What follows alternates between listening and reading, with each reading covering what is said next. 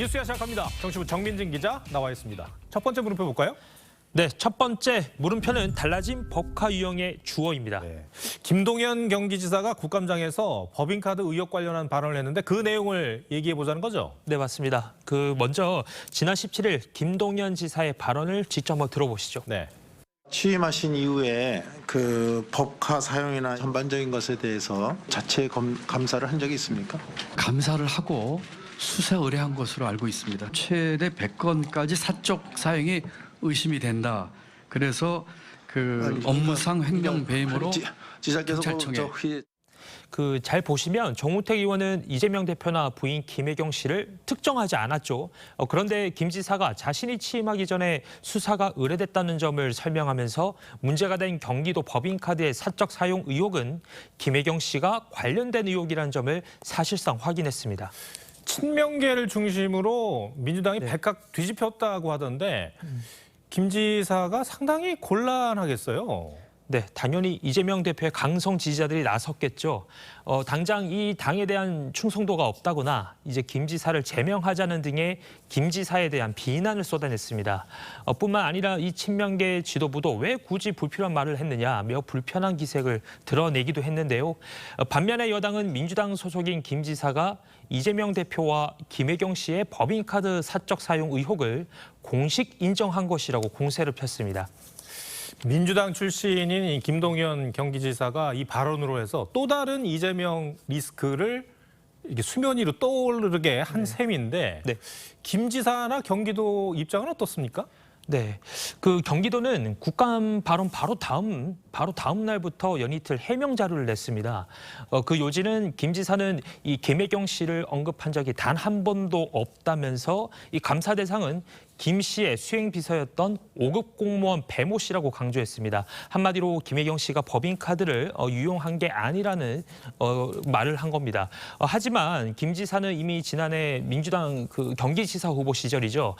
이 경기도의 법인카드 사적 유용 의혹과 관련해서 문제가 명확하게 있다고 밝힌 적이 있는데 게다가 지난 19일 공익신고자인 전 경기도 공무원 조명현 씨가 경기지사 시절 이재명 대표가 샴푸를 사오라는 사적인 심부름을 시키고 비용은 경기도가 처리했다는 사실까지 공개하면서 이 당무 복귀를 앞둔 이재명 대표 측도 곤혹스러운 분위기입니다. 네, 알겠습니다.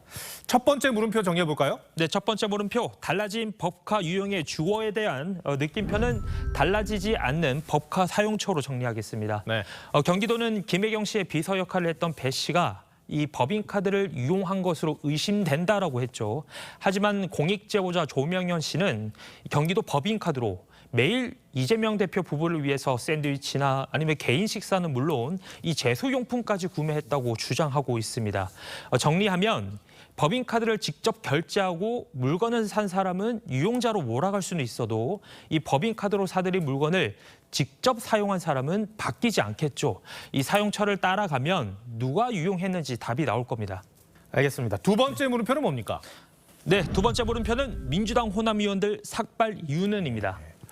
지난 18일에 김원희 소병철 의원이 전남 지역의 의대를 유치해야 한다면서 삭발을 했는데 요즘 들어서 호남 지역 출신 의원들의 삭발이 잦은 것 같아요. 네, 맞습니다. 저도 이 계산을 해보고 놀랐는데요. 올해 민주당 의원 중에 삭발한 사람이 모두 11명입니다. 모두 전남과 전북 지역 의원들인데요.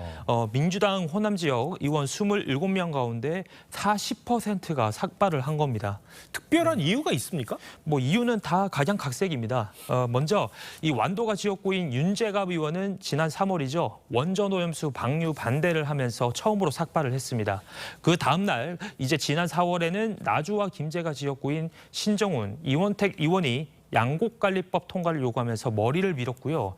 9월에는 전북 지역 의원 7명이 새만금 예산 삭감에 반발하면서 단체 삭발식을 했습니다. 네. 의원들이 단체 삭발을 했는데 그 문제는 해결이 됐습니까? 그건 아닙니다. 아직까지 해결된 건 없습니다. 오히려 지역 이기주의로 이 지적받는 경우도 있습니다. 대표적으로 지난 18일에 이 목포가 지역구인 김원희 의원과 순천이 지역구인 소병철 의원이 모두 자신의 지역구에 의대를 유치하겠다면서 대통령실과 국회 앞에서 따로따로 삭발을 했습니다. 이 의원들의 삭발에 지역 주민들도 들썩일 수밖에 없죠. 그렇다 보니까 지도부가 지역 이기주의 경계령을 내린 상황입니다. 네.